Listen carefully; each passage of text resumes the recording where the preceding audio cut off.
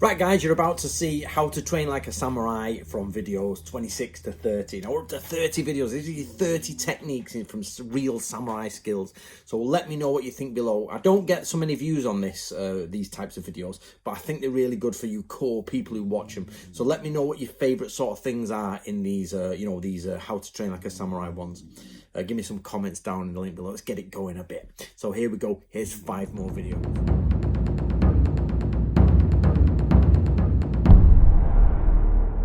Right guys, today we're going to be talking about the 2 concepts of ODO and Hado, and we'll be working from samurai arms, armor and the tactics of warfare.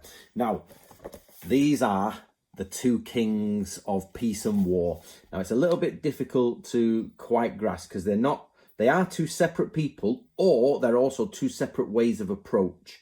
And this basically is like the conquering way and the way of the true king, if you like. And I've put this one as aggressive and like a bit full on, and this one as peaceful and golden. Now, they are not negative and positive aspects. They are 2 ways to look at leadership. And one way, the way of Odo, is a connection with the people, peace with the people, stability with the people. Honor is in both of them, but like an honor in quietness, a respect and safety. This is for long-term leadership when there's nothing of consequence going on. There's just maintaining normal life to keep going. You have to use the way of Odo, which is to keep people in a calm, steady state, to keep going with calmness. Yep. And to keep it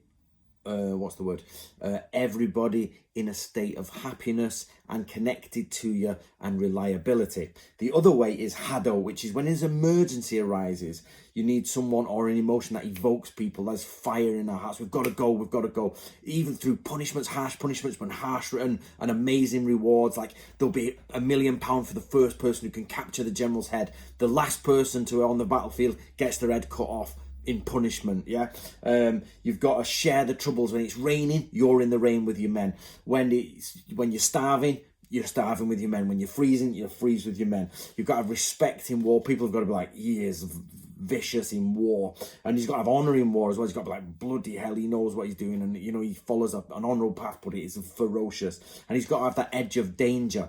But if you use them in the wrong situation, danger when in a time of peacefulness, people will be burnt out and annoyed with that person. And if you use too much peace in a time of war, people will lose respect for that person. So you've got to choose the path of Odo or Hado. You've got to either in yourself change between the 2, or swap out the types of leaders for the time.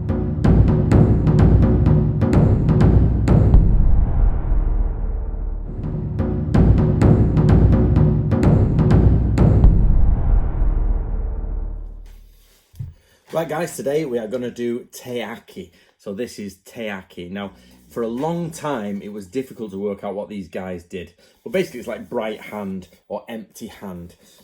Not quite empty, but we were like men without weapons, because it talks about them. They are low class. They are definitely sort of help with flags and help do stuff. But you got to remember, this is we're trying to talk about Sengoku period where everybody had a sword. So it's actually men without weapons is difficult. And I think we have used that translation in a couple of the books.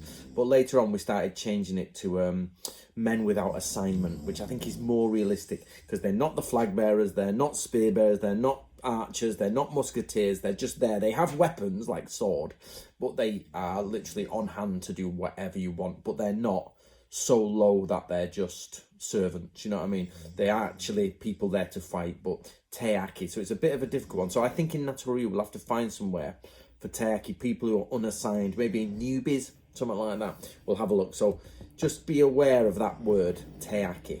So make sure you keep, so we're obviously working from this, and we're working from, I'm using Natori blank workbook.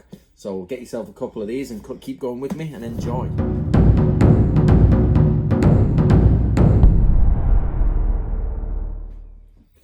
Right, how close can your vanguard get to the second troops? So let's have a look at this, yeah?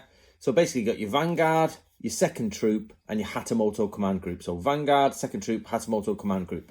Now, if it's too close and the vanguard are becoming defeated, they will crush into the second group and they will then collapse. The army will collapse and they will all break up.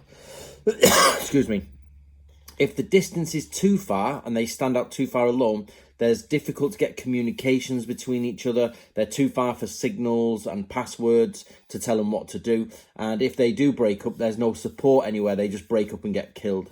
So you need a distance, depending on the terrain, of course, where these are not crunched up to them. They're not crunched up to them. And what you can do is they can be pushed backwards for a certain amount of time before they're supported by these, and it doesn't create a confusion, or they can come round and support. If they're too far away, it takes too long for them to get into position. So that is how you deal. You need the middle range when you are setting up a formation for attack.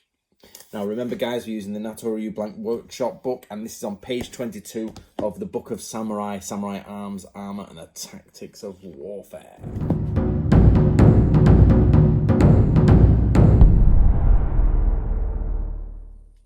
Right guys, how do people send scouts out from the army itself? Now we've talked about how scouts move ahead and everything. Excuse the dog today. But this is how you would send scouts out when you're just marching. So when you've got the 12 phases of marching, you need to put the shields at the front. Now the shields go to the front, and what you've got is an on-duty and off-duty side. So, sorry, this is reversed in the camera, but the right side is on-duty and the left side is off duty. So scouts, messengers, anyone goes out this way and then they break off and go do what they need to. And they'll go all ways here, but then they'll return on this side, on this of the yin-yang side, the in-yo side there. So you'll have the shields at the front here. You'll have 12 divisions of people, well, not divisions, but 12 sections of people. And then from wherever the scouts are within that formation, they run out. Monomi, and also the messengers will run up and down like this from this side, and the messengers will come back down this side. So out this side, down this side, scouts out this side, down this side, and you get this rotation going around the army. So there you go. That is how you would send out scouts after or with from your 12 layered formation, which most samurai armies would be in. Of course, we're using the Nato-Ryu Blank Workbook, but the information comes from this Samurai Arms, Armour and the Tactics of Warfare. Get yourself a copy and join me in making a wonderful way to learn samurai martial arts.